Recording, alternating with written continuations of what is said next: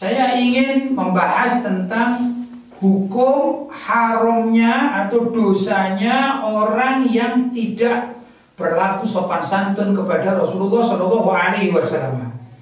Terkadang ada orang yang dengan sengaja berkata-kata yang jorok, yang kotor kepada Nabi kita Muhammad Shallallahu Alaihi Wasallam. Yang jelas demikian ini hukumnya dosa dan hukumnya adalah haram.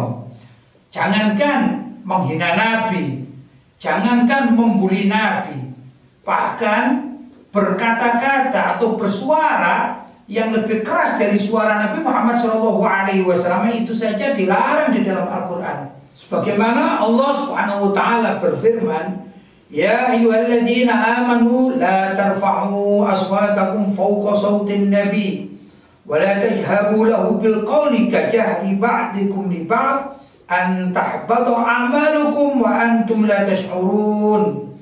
Yang artinya, hai orang-orang yang beriman, janganlah kalian meninggikan suara kalian melebihi suara Nabi, dan janganlah kalian berkata kepada beliau dengan suara yang keras sebagaimana kerasnya suara sebagian kalian terhadap sebagian yang lain, agar tidak hapus atau tidak lenyap pahala amal kalian sedangkan kalian tidak menyadari. Ini ayat menandakan berbicara keras di hadapan Nabi saja walaupun tidak menghina Nabi itu dilarang di dalam Al-Quran.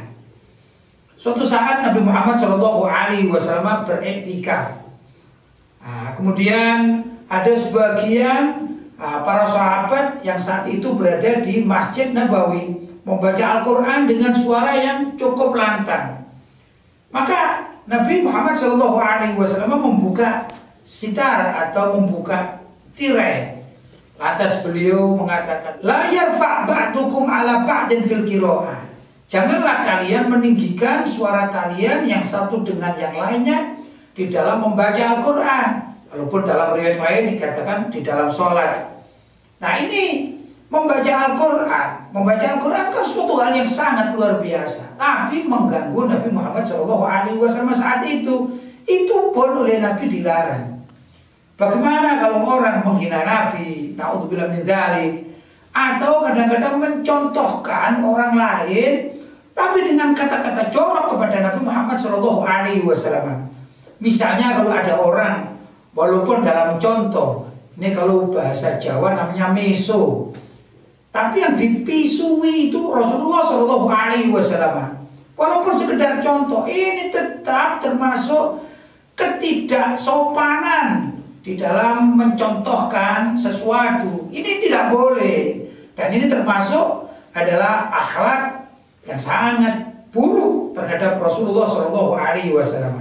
Karena itu kita sebagai umat Islam wajib menghormati Rasulullah SAW, baik itu dalam perkataan, dalam perbuatan, atau juga mensifati Rasulullah SAW, bahkan juga mencontohkan sesuatu. Jangan sampai lisan kita ini menjadi lisan yang balik, lisan yang kurang ajar, lisan yang tidak ada sopan santunnya, lisan yang jorok. Ini pertanda bahwa pemilik lisan tersebut bukanlah orang baik-baik dan termasuk orang yang na'udzubillah akhlaknya sangat buruk, khususnya di hadapan Rasulullah Sallallahu Alaihi Wasallam. Sekali lagi saya mengajak kita umat Islam, jangan sampai kita mensifati Nabi dengan sesuatu yang kurang pada diri beliau. Jangan, karena Nabi Muhammad ini adalah manusia yang sangat sempurna. Minimal itulah yang harus dijunjung tinggi oleh semua umat Islam.